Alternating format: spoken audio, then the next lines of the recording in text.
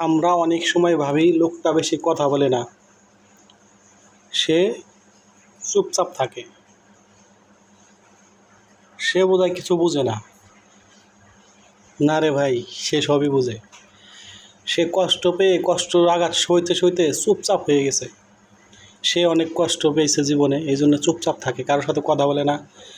সে কষ্টের তাড়নায় রাত্রে ঘুমাতে পারে না, সে মানুষের সামনে হাসে না, সে নিজের কষ্ট নিজের বুকে চাপা দিয়ে রাখে, কারোর সাথে শেয়ার করে না।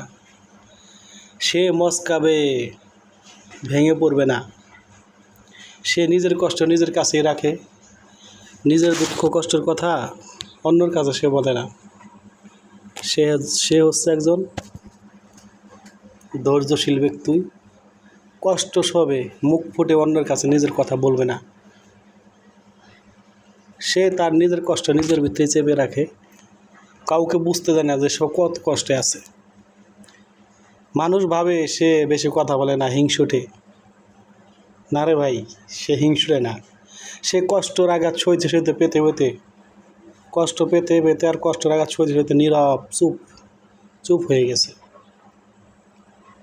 তে যারা বেশি কথা বলে না তাদেরকে আপনারা হিংসুটে বা অন্য কিছু ভাইবেন না বা বললেন না।